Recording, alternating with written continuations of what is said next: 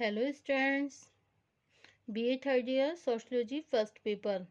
Today I will tell you about the Herbert Spencer life and works. Okay, आज इनके works के बारे में बात करते हैं। कल हमने इनकी इंट्रोडक्शन के बारे में बताया था, introduction of the Herbert Spencer.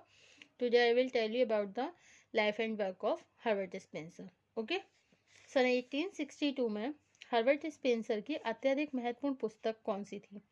First principles. Okay, कौन सी महत्वपूर्ण पुस्तक थी? फर्स्ट प्रिंसिपल, प्रथम सिद्धांत प्रकाशित हुई तथा सन 1867 में एक अन्य पुस्तक प्रिंसिपल ऑफ बायोलॉजी, मनोविज्ञान के सिद्धांत भी अनेक खंडों में प्रकाशित हुई. ओके, इसके बाद सन 1873 में जब उनकी पुस्तक द स्टडी ऑफ सोशलॉजी, समाजशास्त्र का अध्ययन प्रकाशित हुई, तब ऐसा लगा कि स्पेंसर की रुचि दर्शन, जीवशास्त्र और मनोविज्ञान से हटकर समाजशास्त्र की ओर बढ़ रही है. इस पुस्तक में उन्होंने पहली बार इस बात पर जोर दिया कि समाजशास्त्र को तब तक पूर्ण मान्यता नहीं मिल सकती जब तक सामाजिक व्यवस्था को समझने के लिए प्राकृतिक नियमों के आधार न माना जाए. ओके, इसके बाद स्पेंसर ने अपनी पुस्तक डिस्क्रिप्टिव सोशलॉजी, व्याख्यात्मक समाजशास्त्र लिखने में लग गए. किस में लग गए? व्याख्यात्मक समाजशास्त्र को लिखने में लग गए, जो सन 1873 से 1894 के बीच 8 खंडों में प्रकाशित हुई. इसी के साथ उन्होंने एक अन्य पुस्तक प्रिंसिपल ऑफ सोशलॉजी, समाजशास्त्र के सिद्धांत भी लिखना आरंभ की, जो अनेक खंडों में सन 1896 में प्रकाशित हो गई. इस तरह सन 1870 के बाद से स्पेंसर को इंग्लैंड, अमेरिका और यूरोप के अनेक दूसरे हिस्सों के बुद्धिजीवियों और विद्वानों द्वारा मान्यताएं दी जाने लगी. अपने समय के प्रख्यात विद्वानों John Stuart Mill, Thomas Huxley, J S. Mill, Tyndall, okay, तथा जॉर्ज इलियट से उनका घनिष्ठ संपर्क रहने लगा. इस समय तक केवल इंग्लैंड और अमेरिका में ही उनकी पुस्तकों को पढ़ने वालों की संख्या में वृद्धि नहीं हुई, बल्कि अनेक पुस्तकों का जर्मन, स्पेनिश, इटालियन और यहाँ तक कि रूसी भाषा में भी अनुवाद होने लगा. उपयुक्त पुस्तकों के अतिरिक्त स्पेंसर को कुछ अन्य पुस्तकों की भी रचना की. स्पेंसर ने और पुस्तकों की भी रचना की. सन 1902 में उनकी मृत्यु हो गई. 1902 में हर्बर्ट स्पेंसर की डेथ हो गई. वास्तव में वह अपने समय के एक क्रियात्मक व्यक्ति होने के साथ ही मानवतावादी भावनाओं से परिपूर्ण थे.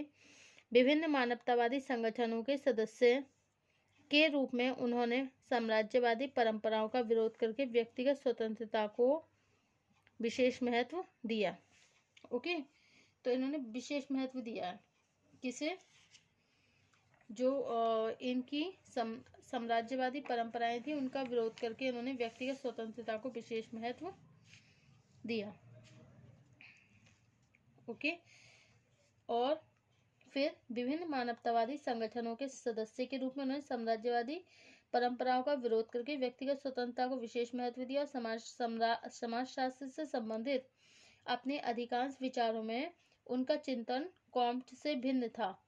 कुछ समाजशास्त्री यह मानते हैं कि स्पेंसर के योगदान को पूरी तरह मौलिक नहीं कहा जा सकता.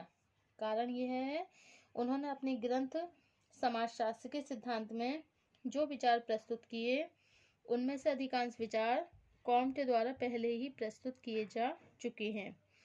यहाँ तक कि उनकी पहली पुस्तक सामाजिक स्थिति की, सोशल स्टैटिक्स में भी जो विचार दिए गए हैं वे एक बड़ी सीमा तक कॉम्ट द्वारा प्रकाशित ऑब्स्क्यूल से अधिक भिन्न नहीं है. रियलिटी यह है कि केवल कुछ विचारों की समानता के आधार पर स्पेंसर को कॉम्ट से प्रभावित मान लेना उचित नहीं है. स्पेंसर का चिंतन मुख्यतः समाज के सावयवी सिद्धांत तथा सामाजिक उद्विकास के सिद्धांत पर ही आधारित रहा. इस दशा में यह आवश्यक है कि प्रस्तुत विवेचन में हम स्पेंसर द्वारा प्रस्तुत सामाजिक डार्विनवाद, अधिसावयवी उद्विकास एवं सामाजिक उद्विकास के सिद्धांत को विस्तार से समझने का प्रयत्न करें जिससे उनके चिंतन के केंद्र के बिंदु को समझा जा सके। ओके, सो क्या बताया इसमें, इनकी कुछ रचनाएं हैं, जैसे कि इनकी हर्बर्ट स्पेंसर की क्या क्या रचना करी है इन्होंने, क्या क्या रचनाएं लिखी हैं, कौन कौन सी रचनाएं हैं इनकी। फर्स्ट है इनकी 1854 में इनकी बुक कौन सी थी, द प्रिंसिपल्स ऑफ साइकोलॉजी, ठीक है। उसके बाद ये डार्विन की बुक है, डार्विन की बुक कौन सी, the origin of the species, ठीक है। और इसके बाद स्पेंसर की जो नेक्स्ट बुक थी वो थी सर्वाइवल ऑफ द फिटेस्ट, कौन सी थी, survival of the fittest. But the first book of the Herbert Spencer is social statics, okay, जो कि राजनीतिक दर्शन से संबंधित थी और जो 1850 में लिखी गई थी। ओके, हर्बर्ट स्पेंसर ने 1862 में इनकी एक महत्वपूर्ण पुस्तक थी जिसका नाम क्या था, फर्स्ट प्रिंसिपल्स, क्या नाम था, फर्स्ट प्रिंसिपल्स, ये प्रकाशित हुई थी। और सन 1867 में इनकी दूसरी पुस्तक थी जिसका नाम था प्रिंसिपल ऑफ बायोलॉजी, जीव शास्त्र के सिद्धांत का अनेक खंडों में प्रकाशन हुआ। और सन 1872 1872 में इनकी बुक प्रिंसिपल्स ऑफ साइकोलॉजी, मनोविज्ञान के सिद्धांत भी अनेक खंडों में प्रकाशित हुई। और इसके बाद 1873 में जब इनकी पुस्तक द स्टडी ऑफ सोशलॉजी, समाजशास्त्र का अध्ययन प्रकाशित हुई, तब ऐसा लगा स्पेंसर की रुचि दर्शन, जीवशास्त्र और मनोविज्ञान से हटकर समाजशास्त्र की ओर बढ़ रही है। इसके बाद स्पेंसर ने अपनी बुक डिस्क्रिप्टिव सोशलॉजी, व्याख्यात्मक समाजशास्त्र लिखने में लग गए और सन 1873 में 1894 के बीच 8 खंडों में प्रकाशित हुई। इसी के साथ उन्होंने एक अन्य पुस्तक प्रिंसिपल्स ऑफ सोशलॉजी, समाजशास्त्र के लिखना भी, समाजशास्त्र के सिद्धांत लिखना भी शुरू कर दिया, जो कि अनेक खंडों में सन 1896 में प्रकाशित हुई। और इस तरह 1870 के बाद स्पेंसर को इंग्लैंड और अमेरिका और यूरोप के अन्य दूसरे हिस्सों के बुद्धिजीवी और विद्वानों द्वारा मान्यता दी जाने लगी। ओके, अपने समय के प्रख्यात विद्वानों जॉन J.S. मिल, थॉमस हक्सले और टेंडॉल, जॉर्ज इलियट से इनका घनिष्ठ संपर्क रहने लगा। इस समय केवल इंग्लैंड और अमेरिका में ही उनकी पुस्तकों को पढ़ने वाले की संख्या में वृद्धि नहीं हुई, बल्कि अनेक पुस्तकों का जर्मन, स्पेनिश, इटालियन और यहाँ तक कि रूसी भाषा में भी अनुवाद होने लगा। ओके, स्पेंसर ने अन्य कुछ पुस्तकों की भी रचना करी और सन 1902 में उनकी मृत्यु हो गई, 1902 में उनकी डेथ हो गई। वास्तव में वह अपने समय के एक क्रियात्मक व्यक्ति होने के साथ मानवतावादी भावनाओं से परिपूर्ण थे। विभिन्न मानवतावादी संगठनों के सदस्य के रूप में उन्होंने साम्राज्यवादी परंपराओं का विरोध करके व्यक्तिगत स्वतंत्रता को विशेष बल दिया। ओके, समाजशास्त्र से संबंधित अपने अधिकांश विचारों में उनका चिंतन कॉम्ट से भिन्न था। कुछ समाजशास्त्री यह मानते हैं कि स्पेंसर के योगदान को पूरी तरह मौलिक नहीं कहा जा सकता। कारण यह है कि उन्होंने अपने ग्रंथ समाजशास्त्र के सिद्धांत में जो विचार प्रस्तुत किए उनमें से अधिकांश विचार कॉम्ट द्वारा पहले ही प्रस्तुत किए जा चुके थे। यहाँ तक कि उनकी पहली पुस्तक सामाजिक स्थितिकी, सोशल स्टैटिक्स में जो भी विचार दिए गए वे एक बड़ी सीमा तक कॉम्ट द्वारा प्रकाशित ऑब्सक्यूर से अधिक भिन्न नहीं है।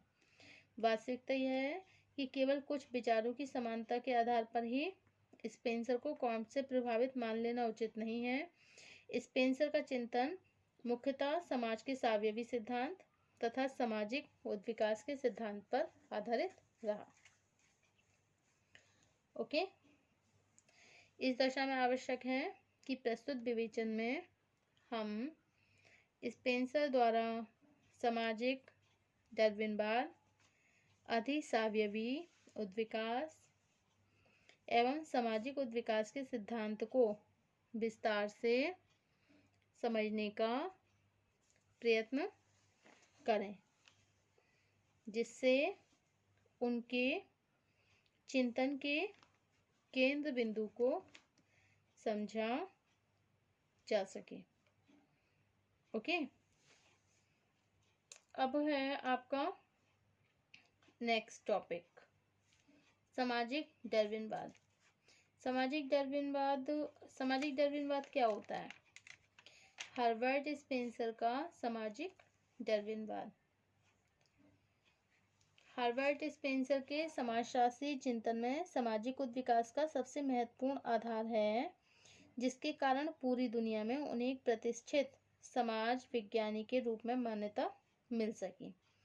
ओके, सामाजिक उत्विकास के बारे में स्पेंसर के विचार एक बड़ी सीमा तक डार्विन द्वारा प्रस्तुत उत्विकास की अवधारणा से प्रभावित हुए और फलस्वरूप डार्विन की उत्विकासवादी विचारधारा के आधार पर स्पेंसर ने सामाजिक उत्विकास से संबंधित जो भी विचार प्रस्तुत किए उन्हीं को सामाजिक डार्विनवाद कहा जाता है। ओके, तो डार्विनवाद में क्या बताया गया है, किसे कहते हैं डार्विनवाद? हर्बर्ट स्पेंसर के समाजशास्त्री चिंतन में सामाजिक उत्विकास का यह सबसे महत्वपूर्ण आधार है, जिसके कारण पूरी दुनिया में उन्हें एक प्रतिष्ठित समाज विज्ञानी के रूप में मान्यता मिल सकी। सामाजिक उत्विकास के बारे में स्पेंसर के विचार एक बड़ी सीमा तक डार्विन द्वारा प्रस्तुत उत्विकास की अवधारणा से प्रभावित हुए। फलस्वरूप डार्विन की उत्विकासवादी विचारधारा के आधार पर स्पेंसर ने सामाजिक उत्विकास से संबंधित जो भी विचार प्रस्तुत किए हैं उन्हीं को सामाजिक डार्विनवाद कहा जाता है। सामाजिक डार्विनवाद को समझने के लिए जरूरी है कि सबसे पहले उत्विकास की अवधारणा तथा उत्विकास के बारे में डार्विन के विचारों को संक्षेप में स्पष्ट किया जाए। ओके, तो ये क्या है, सामाजिक डार्विनवाद। कल हम बताएंगे आपको उत्विकास का अर्थ, meaning of evolution. Thank you.